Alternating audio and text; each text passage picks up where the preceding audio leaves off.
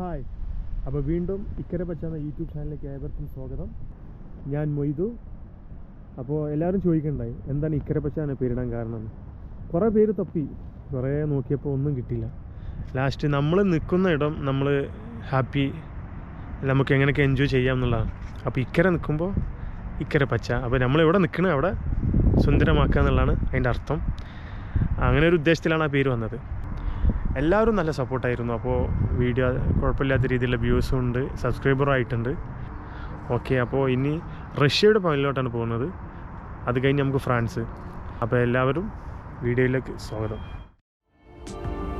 അങ്ങനെ നടന്ന് നമ്മൾ കുറേ കാഴ്ചകൾ കണ്ടപ്പോൾ നമ്മൾ എത്തപ്പെട്ടത് റഷ്യൻ പവലിയൻ്റെ ഫ്രണ്ടല്ല. ഇതിന് മുമ്പ് കുറേ പവലിയനുണ്ട്, പക്ഷേ അവിടെ നമ്മൾ പുറം കാഴ്ചകളൊക്കെ കണ്ടപ്പോൾ നേരെ വന്നുപെട്ട ഇവിടെ. അപ്പോൾ ആദ്യത്തെ പവലിയൻ കാഴ്ചകൾ റഷ്യയിൽ നിന്നാകാം.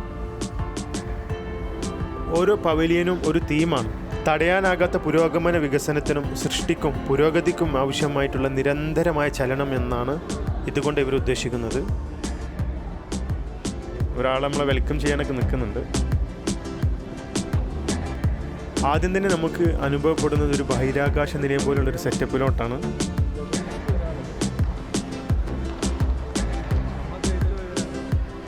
ഇവിടെ കുട്ടികളൊക്കെ ചവിട്ടിയിട്ട് ശബ്ദം ഉണ്ടാക്കുന്നുണ്ട്. അതിൻ്റെ എക്കോ നമ്മൾ കേൾക്കുന്നുണ്ട്. ഇവിടെ റഷ്യ നമുക്ക് ഒരുക്കുന്ന കാഴ്ചകളെ കുറിച്ചുള്ളൊരു സംഭവമാണ് ഇവിടെ കാണുന്നത്.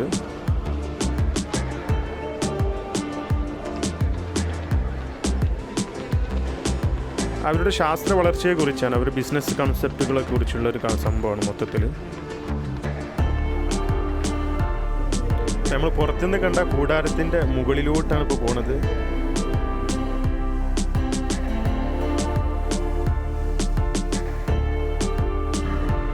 ദുബായ് എക്സ്പോയിൽ അധിക പവലിയനും എനിക്ക് തോന്നുന്നത് ഡിസ്പ്ലേയുടെ ഒരു കളിയാണ്. LED വാള്, LED ഡിസ്പ്ലേകളുടെ ഒക്കെ ഒരു സംഭവമാണ് മൊത്തത്തിൽ.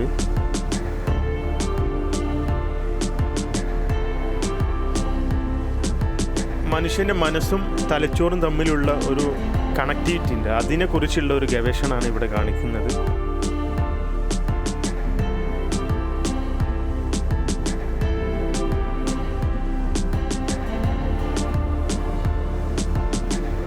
അപ്പോൾ നമുക്കുള്ള ഷോ തുടങ്ങാനായിട്ടുണ്ട്.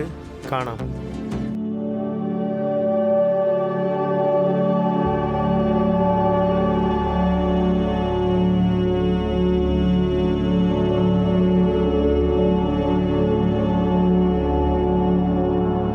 നമ്മുടെയൊക്കെ മനസ്സിൻ്റെ ഉള്ളിൽ നമുക്ക് പല സമയത്തും ഓരോ തരം കാഴ്ചകളുണ്ടാവുക. നമ്മൾ പണ്ടെങ്ങോ മറന്നു പോയതാകാം, അല്ലെങ്കിൽ ഒരിക്കലും കാണാത്തതുമായിട്ടുള്ള കാര്യങ്ങളാകാം. അങ്ങനെ പല രീതിയിലാണ് നമ്മുടെ മനസ്സ് സഞ്ചരിച്ചുകൊണ്ടിരിക്കുന്നത്. അതുമായി ബന്ധപ്പെട്ട ഒരു സംഭവമാണെന്നാണ് എനിക്ക് തോന്നുന്നത്. ഇത് കാണുന്ന ഓരോരുത്തർക്കും വ്യത്യസ്തമായിട്ടുള്ള അനുഭവങ്ങളായിരിക്കും.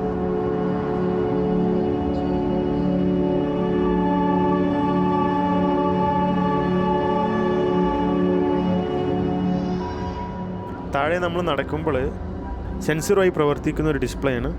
ഈ ഡാൻസ് ഫ്ലോറിലൊക്കെ കണ്ടിട്ടുണ്ട് ഇതുപോലത്തെ സംഭവം. ഇത് നിലക്കാത്ത ചലനം എന്ന ഈ പവലിയൻ്റെ ഒരു തീമാണ് വീണ്ടും കാണുന്നത്.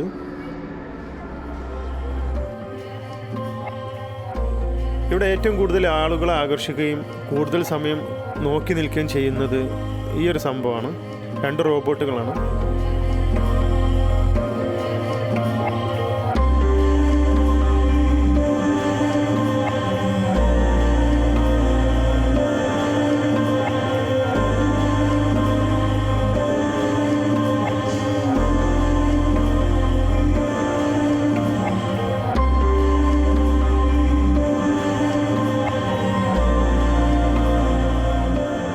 എല്ലായിടത്തും നമ്മുടെ തലച്ചോറിനെ ബന്ധപ്പെടുത്തിയിട്ടുള്ള കാര്യങ്ങളാണ്.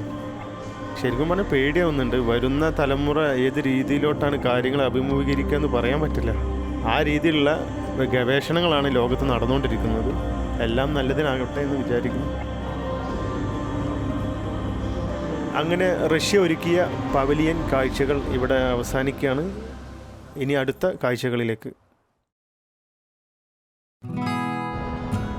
ഫ്രാൻസ് ലോകത്തിന് മുന്നിൽ വെക്കുന്ന കാഴ്ചകളും കൺസെപ്റ്റും എന്താണ് നമുക്ക് കാണാം. ദുബായ് എക്സ്പോയിലെ പവലിയനുകളിൽ ഉയര കൂടുതൽ കൊണ്ട് 8ാം സ്ഥാനത്ത് നിൽക്കുന്ന ഒരു പവലിയനാണ് ഫ്രാൻസ് പവലിയൻ. വെളിച്ചത്തെക്കുറിച്ചുള്ള ഒരു കൺസെപ്റ്റാണ് അവർ മുന്നോട്ട് വെക്കുന്നത്.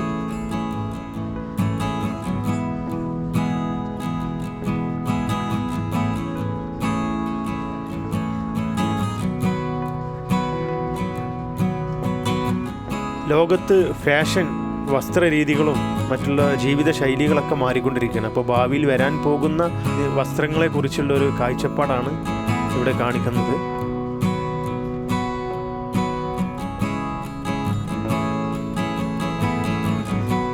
ഇതൊരു റോബോട്ടിക് സിസ്റ്റമൊക്കെയാണ്. ബഹിരാകാശ യാത്രികർ ഉപയോഗിക്കുന്ന ഡ്രസ്സാണ് കാണുന്നത്. ഓരോ പവലിയനിൽ നമുക്ക് പോകുമ്പോൾ ഒരു പ്രത്യേക ഫീല് കിട്ടുന്നതെന്ന് വെച്ചാൽ അവരുടെ സംസ്കാരവുമായി ബന്ധപ്പെടുത്തിയിട്ടുള്ള മ്യൂസിക് ബാക്ക്ഗ്രൗണ്ടിലുണ്ടാവും. പക്ഷെ നമുക്കത് നിങ്ങളെ കേൾപ്പിക്കാൻ പറ്റില്ല, കോപ്പറേറ്റ് ഇഷ്യൂ ഉള്ളതുകൊണ്ട്. അപ്പോൾ നേരിട്ട് വന്നത് കാണുമ്പോൾ ഫീൽ വേറെ തന്നെ. കുറച്ചും കൂടി നടക്കാനുണ്ട്. സൈഡിൽ കാണുന്ന സ്ക്രീനിലൊക്കെ കാണിക്കുന്നത് അവരുടെ ടൂറിസവുമായി ബന്ധപ്പെട്ട കാര്യങ്ങളാണ്. സഞ്ചാരികളെ ആകർഷിക്കാൻ വേണ്ടി ഫ്രാൻസിൽ ചരിത്രപരമായും പുതിയതായിട്ടും നിലനിർത്തി പോരുന്ന സ്ഥലങ്ങളെക്കുറിച്ചുള്ള കാഴ്ചകളാണ് സ്ക്രീനിൽ കാണിക്കുന്നത്.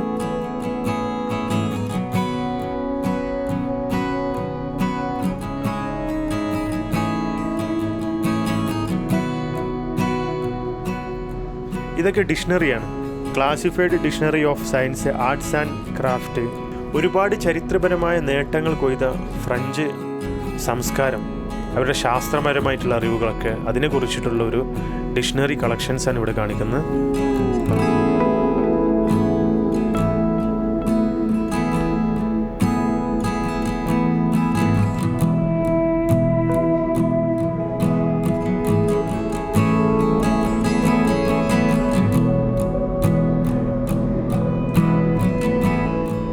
ഇവിടെ കാണുന്നത് സ്പേസ് മൊബിലിറ്റി, പുതിയതും പഴയതുമായിട്ടുള്ള കാര്യങ്ങളെക്കുറിച്ചിട്ടാണ്.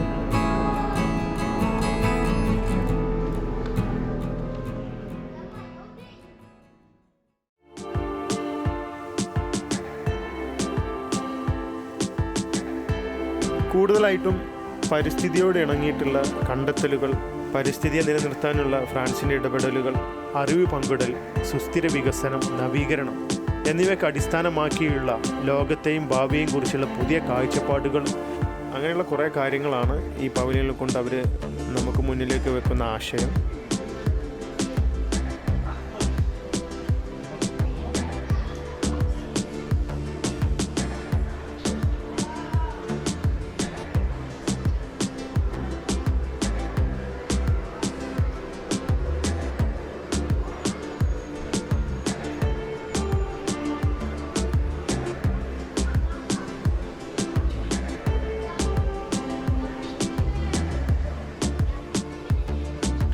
ഇവിടെ കാണുന്നത് പറക്കുന്ന തിമിംഗലങ്ങളാട്ടോ.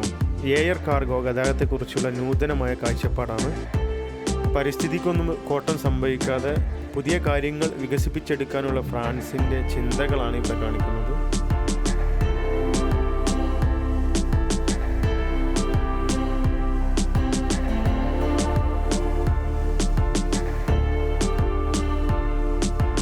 ഈ സെക്ഷനിൽ ഫ്രാൻസിൻ്റെ പ്രകൃതി വിഭവങ്ങളെക്കുറിച്ചുള്ളൊരു കാഴ്ചയാണ് ഒരുക്കിയിട്ടുള്ളത്.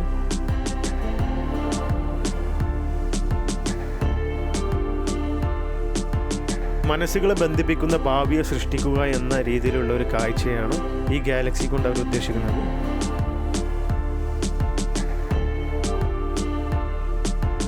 ഇനിയുള്ളത് ആർട്ട് എക്സ്പ്ലോറർ അക്വറ്റിക് മ്യൂസിയമാണ്.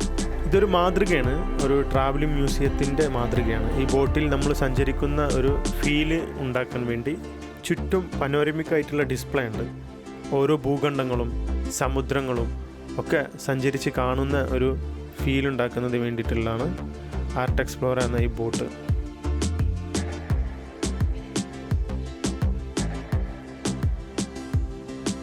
അങ്ങനെ ഫ്രാൻസിൻ്റെ കാഴ്ചകൾ അവസാനിക്കുകയാണ്. ടൂറിസം, ശാസ്ത്രം, സാമ്പത്തികം ഈ മേഖലകളിലൊക്കെ ഫ്രാൻസിൻ്റെ മികവ് എന്താണെന്നാണ് നമുക്ക് കാണിച്ചു തന്നത്.